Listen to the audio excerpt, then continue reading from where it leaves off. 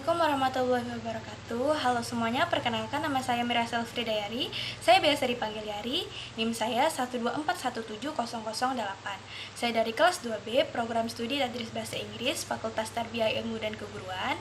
Saya membuat video ini bertujuan untuk memenuhi tugas UAS mata kuliah bimbingan konseling yang diampu oleh Ibu Nurma. Pada video kali ini, saya akan membawakan materi yang berjudulkan tentang mengatasi kesulitan belajar bahasa Inggris lewat konseling.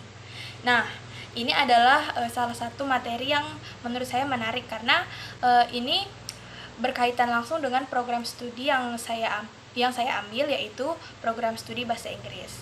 Karena yang saya ketahui ya, selama ini banyak siswa yang mengalami kesulitan belajar bahasa Inggris. Entah itu karena takut salah, tidak percaya diri, atau merasa pelajaran ini tuh terlalu sulit.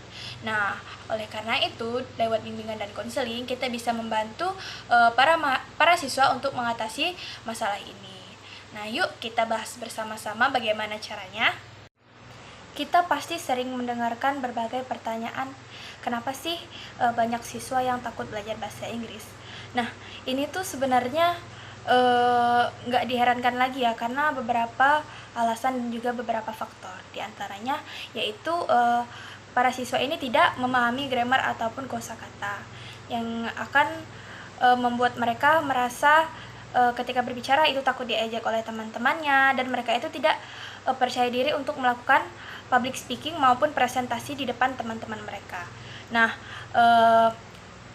cara belajar yang tidak tepat juga dapat mempengaruhi kesulitan dalam belajar bahasa Inggris.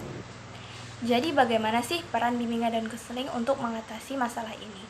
Yang pertama yaitu ada membantu siswa untuk memahami masalah yang mereka hadapi. Nah, biasanya ini masalah yang sering mereka hadapi yaitu karena saya malu nih berbicara karena pernah ditertawakan teman-teman. Dari sini, bimbingan konseling itu memberi pemahaman kepada mereka tentang masalah yang mereka hadapi. Yang kedua, membantu siswa mengenali potensi dan juga gaya belajarnya. Contohnya itu dengan memberikan gaya belajar seperti auditori atau mendengarkan materi-materi pembelajaran bahasa Inggris, ataupun dengan cara visual atau menonton materi-materi belajar bahasa Inggris. Yang ketiga itu memberikan motivasi dan juga dukungan emosional. Jadi dengan konseling, siswa ini merasa kalau mereka itu didengar dan juga dipahami. Kemudian yang keempat, dengan cara membantu membuat rencana belajar yang sesuai. Contohnya ini membuat jadwal ataupun membuat journaling. Yang kelima itu menghubungkan siswa dengan sumber belajar tambahan. Contohnya aplikasi belajar, tutor sebaya, ataupun bimbel online ataupun bimbel langsung. Nah, jadi saya punya satu contoh kasus tentang seorang siswa yang bernama Rudy yang merupakan siswa kelas 10. Ketika di kelas, ia ini sering malas untuk mengikuti pembelajaran bahasa Inggris. Dia juga jarang mengumpulkan tugas, bahkan tidak pernah mau untuk presentasi. Nah, ketika ditanya, Rudy ini pernah salah baca teks dan juga ditertawakan oleh teman-temannya. Sejak saat itu, Rudy pun kehilangan kepercayaan dirinya. Jadi bagaimana sih penyelesaian dari kasus Rudy ini? Nah, guru BK di sini mengajak Rudy untuk sesi konseling individu, di mana lewat konseling ini Rudy ini dapat menceritakan kejadian yang dialami Rudy di masa lalu. Nah, guru BK ini membantu Rudy untuk membangun kembali rasa percaya diri dan juga dengan mengajak latihan speaking secara perlahan-lahan di ruang yang aman.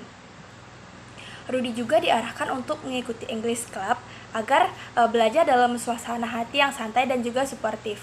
Dalam beberapa minggu, Rudy kembali aktif dan juga kembali berani untuk presentasi meskipun masih terbata-bata. Teman-teman, kesulitan belajar bahasa Inggris ini bukan salah satu hal yang memalukan. Karena lewat konseling, kita bisa mengenali dan juga mencari tahu nih akar masalahnya di mana. Kemudian kita mencari solusi yang tepat. Nah, jangan pernah menyerah karena semua orang itu punya cara belajar mereka masing-masing. Nah, jangan ragu untuk pergi ke guru BK untuk menyampaikan keluh kesah kita. Karena ingat, belajar itu bukan suatu perlombaan, melainkan suatu proses.